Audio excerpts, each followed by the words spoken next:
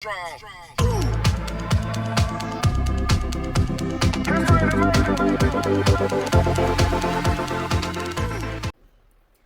Guys, welcome to exam prep with Abhi. आज हम लोग पढ़ने वाले हैं मैनेजिंग इनोवेशन एंड एंटरप्रेन्योरशिप के यूनिट 3 का पहला टॉपिक। आप लोगों की बहुत सारी डिमांड आ रही थी तो मैं जल्दी से लेके आ गई हूँ, तो आप लोगों का टॉपिक जितना हो सकेगा मैं उतना कवर करा दूंगी। पहला टॉपिक क्या है हमारा?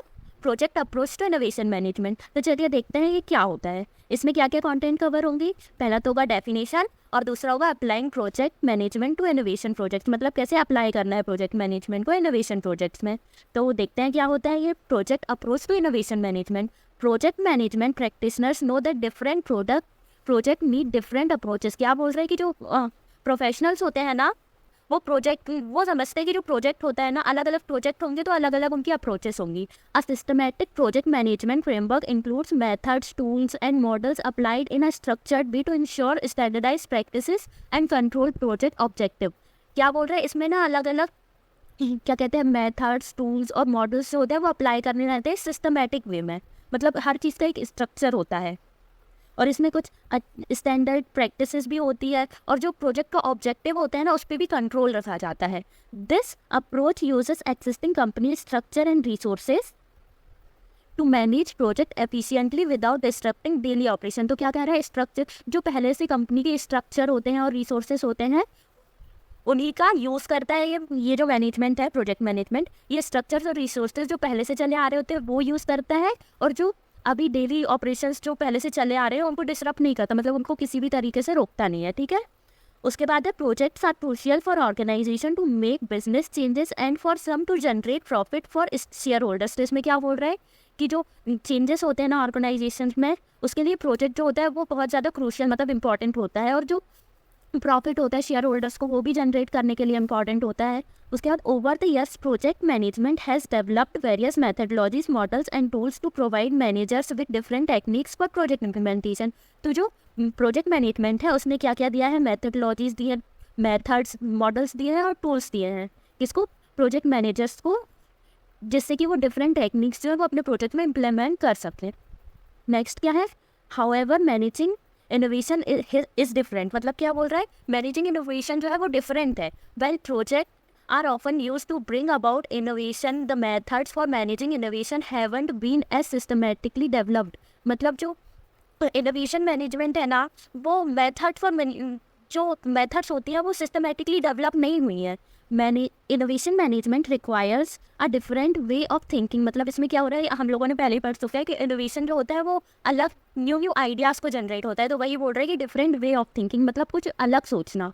Traditionally innovation and project management are developed separately. मतलब क्या बोल रहे हैं कि प्रोजेक्ट मैनेजमेंट जो है और इनोवेशन दोनों अलग अलग सेपरेटली डेवलप किए जाते थे। Despite this the connection between them is becoming more recognized, leading to more research and the growing importance of integration this field. मतलब अब क्या बोल रहा है, अब लोगों को समझ आ रहा है कि जो इनोवेशन मैनेजमेंट है और प्रोजेक्ट मैनेजमेंट है दोनों का कनेक्शन लोगों को दिख रहा है और इसीलिए उन लोग ज़्यादा रिसर्च कर रहे हैं इसके ऊपर कि कैसे ही दोनों को एक साथ लाया जाए और क्या क्या इसमें स्ट्रक्चर वे में कैसे चीज़ों को किया जाए। इंटीग्रेट दी स्किल्स मतलब कैसे इंटीग्रेट किया जाए दोनों को एक दूसरे से। आगे क्या है, applying project management effectively to innovation project involve several key consideration. मतलब अब हमको प्रोजेक्ट मैनेजमेंट को इनोवेशन प्रोजेक्ट्स में कैसे अप्लाई करना है उसके लिए कुछ कीज दी हुई है। तो पहला देखते हैं, appreciating that innovation models can emerge from many areas of the organisation. तो क्या होता है कि जो इनोवेशन प्रोजेक्ट होते हैं ना वो मैनी एरियाज मतलब अलग अलग एरियाज, ऑर्गेनाइजेशन के जो अलग अलग एरियाज होते हैं ना उससे आते हैं, including pre production, production, distribution, training and organization. तो क्या होते हैं वो प्री प्रोडक्शन होते हैं, प्रोडक्शन होता है, डिस्ट्रीब्यूशन होता है, ट्रेनिंग टाइम पे भी आ सकता है, एंड ऑर्गेनाइजेशन मतलब पूरी ऑर्गेनाइजेशन से भी आ सकता है। Understanding the unique elements of idea generation, marketing and logistic requirement and diffusion. तो क्या बोल रहे हैं कि जो यूनिक एलिमेंट्स होते हैं इनोवेशन में क्या होते हैं, वो आइडिया जनरेटिंग होता है, कैसे मार्केटिंग करना है, लॉजिस्टिक मतलब स्ट्रक्चर्ड जो रिक्वायरमेंट होती है वो होती है, और डिफ्यूजन मतलब कि किसी भी चीज़ का डिफ्यूजन होना। ठीक है, incorporation of techniques from discipline of flexible project management and system engineering.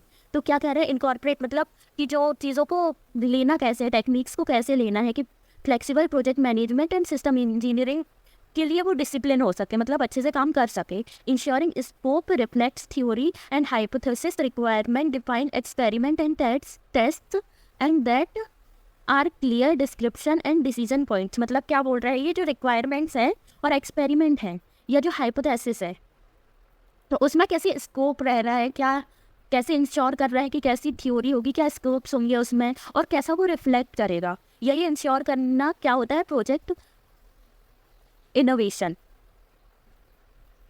Ensuring the complexity and interconnectedness are adequately addressed in plan. मतलब ये क्या बोल रहा है कि प्लान में पहले से ही एड्रेस की जाती है कि जो कॉम्प्लेक्सिटी है वो कैसी रहेगी, इंश्योर करना रहता है।